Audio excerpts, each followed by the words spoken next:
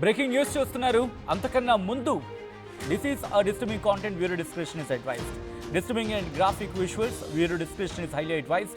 ఈ కథను మిమ్మల్ని కాస్త కలవరపడవచ్చు, అయితే మిమ్మల్ని కలవరపడ గురి చేయడం ఆర్టీవీ ఉద్దేశం కాదు. కానీ ఇటువంటి కథనాలు చూసినప్పుడు కాస్త కలవరపడే అవకాశం ఉంటుంది కాబట్టి దీనికి సంబంధించి తగిన జాగ్రత్తలు తీసుకోవాలని ఆర్టీవీ సూచించడం జరుగుతోంది.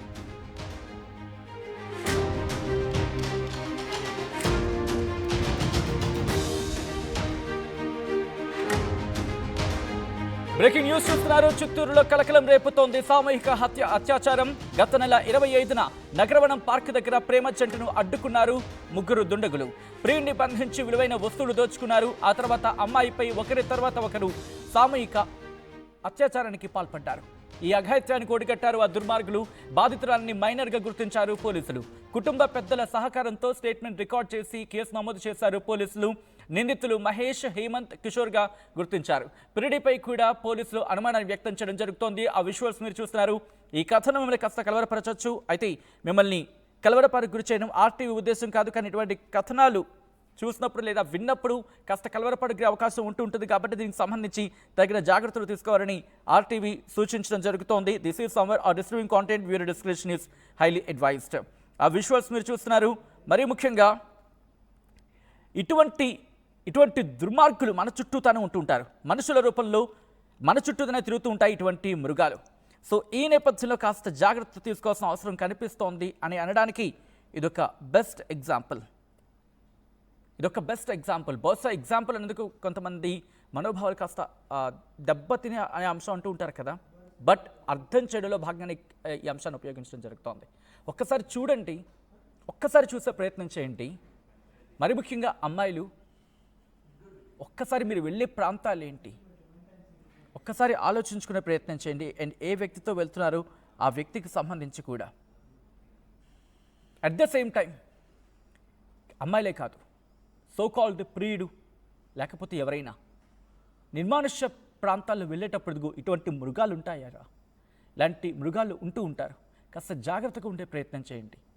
మరి ముఖ్యంగా ఇంత దుర్మార్గుల, అరే మీరు మనుషులేనా? అసలు అంత స్వేచ్ఛ ఇవ్వలేమా? ప్రేమికులు ఇద్దరు, ఒకవేళ వాళ్ళిద్దరు అటు వెళ్తున్నారు అనుకుందాం, అఘాయిత్యానికి పాల్పడ్డమేనా? అంత కామమా? ఇంత దుర్మార్గమా? ఒక అమ్మాయి అంటే ఇంత అలుసైపోయారా మీకు? అమ్మాయిలంటే అక్కడ ప్రియుడిని బంధించి అమ్మాయి మీద సామూహిక అత్యాచారానికి పాల్పడతారా? మనుషులేనా వాళ్ళు? ఒకసారి చూడండి. ఆ ప్రియుడి దగ్గర డబ్బులు దోచుకున్న తర్వాత ఆ అమ్మాయి మీద లైంగిక దాడికి పాల్పడ్డారు దుర్మార్గులు. ఒకసారి ఆ మొహాలు చూడండి. ఇలాంటి వాళ్ళని ఏం చేయాలి?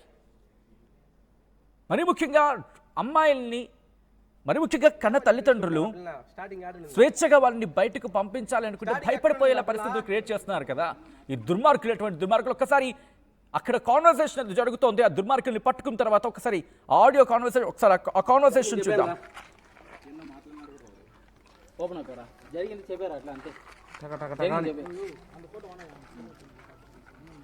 చెప్పాను రా, చెప్పరా. ఫారెస్ట్ డిపార్ట్మెంట్ అనేసి ఎవరు ముగ్గురునా? వాళ్ళిద్దరు చెప్పలేదా? నువ్వురా ఏమని ఎన్ని చూపు పెట్టుకున్నాను ఆ పిల్ల? గట్టిగా చెప్పు. ఏం చేస్తాను? అట్లా నిజం చెప్పాను రా, వదిలేస్తాము. రొమాన్స్ మళ్ళీ ఏమని చెప్పి పిలుచుకుంటున్నారు ఆ పిల్ల? స్టార్టింగ్ ఆడుందా? స్టార్టింగ్ ఎక్కడ ఉండింది రా పిల్ల? ఓపెన్ అవుతారా? జరిగింది చెప్పారా అట్లా అంతే. చూసారా? అక్కడ అడుగుతూ ఉంటే నోరు మెదపడి ఈ దుర్మార్గులు ఆ అమ్మాయి మీద అఘాయిత్యానికి పాల్పడ్డారు. అది కూడా మైనర్ అండి. మైనర్ అమ్మాయి అంటే దాదాపుగా 18 ఏళ్ల లోపు, అంతే కదా. 18 ఏళ్ల లోపు ఉన్న అమ్మాయి మీద జీవితం మీద విరక్తి పుట్టేలా చేస్తున్నారు కదరా మీరు అంటే దుర్మార్గులంతా కలిసి. ఎక్కడికి వెళ్తున్నారో చెప్పండి అమ్మా. మీరు ఎక్కడికి వెళ్తున్నారో తల్లిదండ్రులకు నిజాలు చెప్తూ ఉండండి. నిజాలు చెప్పే సందర్భంలో ఈరోజు మీ ప్రాణాలతో బయటపడ్డారు కాబట్టి సరిపోయింది. ఇటువంటి దుర్మార్గులు మీ మీద అఘాయిత్యానికి పాల్పడి ఇంకా ఏదైనా చేసి ఉండుంటే ఆ నోటి మాట కూడా రావట్లేదు. ఆ ఆలోచన రావాలంటేనే భయం పుట్టేలా ఉంది. భయపడుతున్న పరిస్థితి. లైంగిక దాడి చేసిన తర్వాత మిమ్మల్ని ఏమైనా చేస్తుంటే ఒక్క క్షణం ఆలోచించే ప్రయత్నం చేయండి. అండ్ అలాగే సో కాల్డ్ ప్రియుడు కావచ్చు, ప్రియురాలు కావచ్చు, లేకపోతే ప్రేమికులు, మీరు ఎక్కడికి వెళ్తున్నారు? నిజంగా మీరు ప్రేమించుకుంటే తల్లిదండ్రులకు చెప్పండి. ఇలా నిర్మానుష్య ప్రదేశాల్లోనూ లేకపోతే ఎవరు లేని చోటుకి వెళితే ఏమైనా అఘాయిత్యం జరిగితే ఆ పెయిన్ ఎవరిది? మీదొక్కరితే కాదు కదా, కేవలం మీకొక్కరు మాత్రమే కాదు కదా పెయిన్, అది మీ కుటుంబాలది కూడా కదా. ఈరోజు ఆ ముగ్గురు దుర్మార్గులు అతగాడిని దోచుకున్నారు, అతగాడి దగ్గర ఉన్న సొత్తును దోచుకున్నారు. ఆ అమ్మాయి జీవితం మీద ఒక మచ్చ వేశారు. అంతే కదా, జీవితాంతం ఆ అమ్మాయి ఎంత బాధపడుతుంది. లైంగిక దాడంటే ఆ దాడి నుంచి కోలుకోవడానికి ఎన్ని రోజులు పడుతుంది? బహుశా ఈ విషయం కేవలం మహిళలకు మాత్రమే అర్థమయ్యే పరిస్థితి. ఆ పరిస్థితి ఎలా ఉంటుందనేది మహిళలకి అర్థమవుతుంది. ఆ మైనర్ బాలిక బాధ. తల్లిదండ్రులు కాస్త జాగ్రత్తగా ఉండాల్సిన అవసరం అని చెప్పి ఎన్నిసార్లు మాట్లాడుకుంటాం. అయినప్పటికీ పాప వాళ్ళు మాత్రం ఏమనుకుంటారు, చిన్నపిల్ల కదా, బేబీ బయటికి వెళ్తుందేమో, లేకపోతే ఫ్రెండ్స్తో ఏమైనా బయటికి వెళ్తుందేమో, వాళ్ళు అమాయకంగా ఉంటారు పిల్లల విషయంలో.